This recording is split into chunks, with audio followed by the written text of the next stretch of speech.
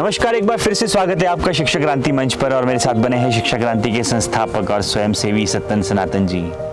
जिस तरह से आप सभी जानते हैं कि अयोध्या में भव्य दिव्य राम मंदिर का निर्माण जोरों शोरों से हो रहा है और उसी मंदिर में मूर्ति की प्राण प्रतिष्ठा अभी चल रही है। उसी के उपलक्ष्य पर हम यहाँ पर आए हैं और हम चर्चा कर रहे हैं राम मंदिर की।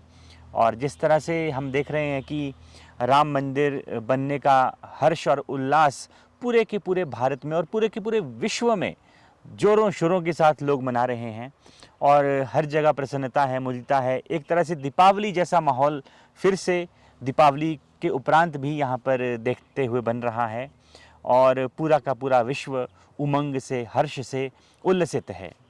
तो उसी के मद्देनज़र हम यहाँ पर आए हैं। हम भी उसी खुशी से और उसी उल्लास के साथ राम मंदिर और रामलला का स्वागत कर रहे हैं। और आइए जानते हैं सत्यन सनातन जी से उनके विचार अयोध्या में राम मंदिर के बारे में। यह भारतीय सनातन संस्कृति और सभ्यता के उत्थान की दिशा में पहला कदम है। बिल्कुल, इसीलिए हम रामलला की प्राण प्रतिष्ठा के इस पवित्र दिवस को, दिव्य दिवस को नमन करते हैं। जिस तरह से इस दिन को लाने के लिए असंख्य राम भक्तों ने अपने प्राणों की आहुति दी है, ये जो दिन है हम उन राम भक्तों की ही बदौलत देख रहे हैं।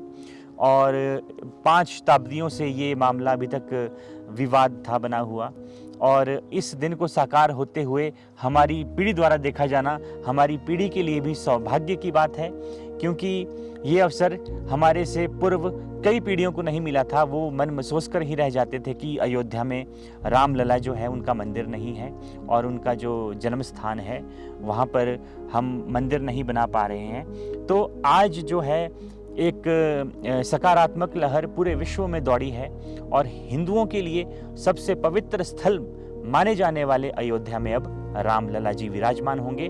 तो उसी उपलक्ष्य पर जैसा कि हम देखते हैं कि आज के समय में कुछ विवाद भी उत्पन्न हुआ है।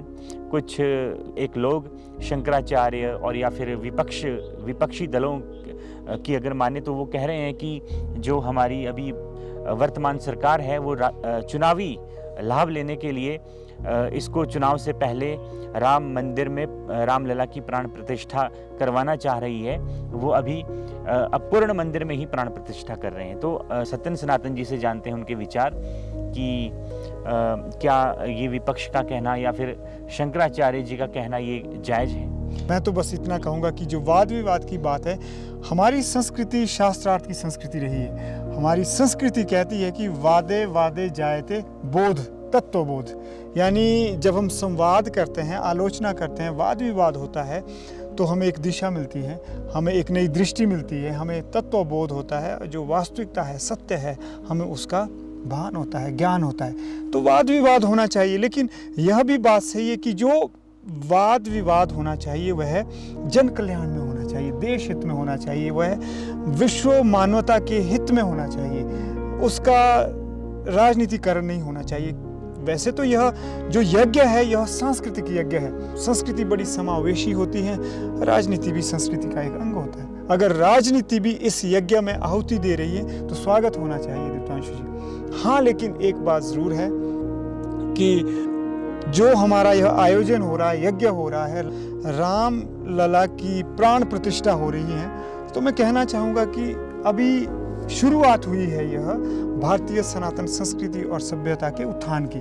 तो मैं कुछ पंक्तियाँ मुझे याद आ रही थी। मैं कहना चाहूँगा कि बना दी मूरत राम की, हुआ काम यह आधा। बना दी मूरत हमने राम की, हुआ काम यह आधा। होगा अधूरा काम यह पूरा, होगी राम की मूरत के संग जब राम की मर्यादा।